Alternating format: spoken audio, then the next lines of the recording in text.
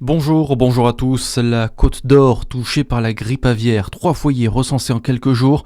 Le dernier sur les rives de la Saône. Un élevage de canards aussi contaminé à Montmain où le chantier de dépeuplement et le nettoyage et la désinfection a eu lieu hier, précisé la préfecture. Des zones réglementées de protection et de surveillance sont mises en place dans un rayon de 3 à 10 km. Si vous trouvez un oiseau mort, contactez l'Office français de la biodiversité de la Côte d'Or. Début du procès Tom Félix en Malaisie. Cet homme originaire de Saône-et-Loire est accusé de détention et trafic de stupéfiants. De la drogue avait été retrouvée dans son appartement en 2023.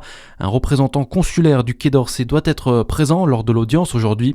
Tom Félix est en détention provisoire depuis 2 ans et le procès a été reporté à plusieurs reprises. Nous avons vécu une véritable descente aux enfers, nous avons connu tous les pics émotionnels. Le témoignage de Céline, l'homme dans les colonnes de l'Est républicain, après l'abattage du cheptel de bovins de sa ferme à Pouilly-Français. Malgré la mobilisation des agriculteurs, le tribunal a validé l'abattage. 3 psychologues ont été mandatés par la Confédération paysanne pour accompagner la famille. Dijon accueille le salon des maires de la Côte d'Or. Rendez-vous est pris au parc des expositions. 4000 visiteurs sont attendus avec au programme ce soir la remise des trophées départementaux de la valorisation paysagère. Dans l'actualité aussi, l'appel d'Emmanuel Macron à la Chine pour mettre fin à la guerre en Ukraine. Le président est en visite d'État à Pékin. Il s'est entretenu ce matin avec son homologue chinois Xi Jinping et le chef de l'État français a jugé la coopération avec la Chine déterminante pour parvenir à la paix en Ukraine. On écoute le chef de l'État. Je crois que nous mesurons l'un et l'autre la gravité de la situation et la nécessité d'avoir une paix en effet robuste et durable. Vous savez combien la France y est engagée et je souhaite que nous puissions renforcer notre coopération dans ce cadre.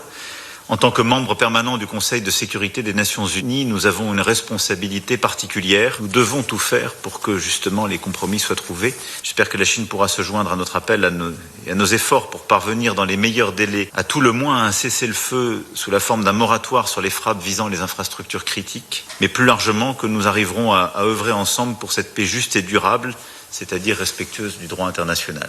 En parallèle, pour Donald Trump, Vladimir Poutine veut la fin de la guerre. Le président américain s'est exprimé après la rencontre entre son émissaire Steve Witkoff et le dirigeant russe.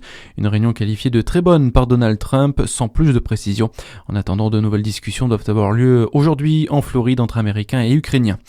Le Sénat réduit l'effort demandé aux collectivités locales. Les sénateurs qui poursuivent l'examen du projet de loi de finances 2026. Le gouvernement souhaite baisser la contribution de l'État de plus de 4 milliards d'euros pour redresser les finances publiques. Un coup de rabot finalement limité à 2 milliards par le Palais du Luxembourg. Et puis vous pourrez emprunter des jeux vidéo dans les bibliothèques de Dijon dès le 23 décembre. Plusieurs jeux seront proposés, FIFA, Astrobot ou encore Mario Kart. 40 consoles seront aussi à disposition pour jouer sur place. À suivre votre météo sur Fréquence Plus.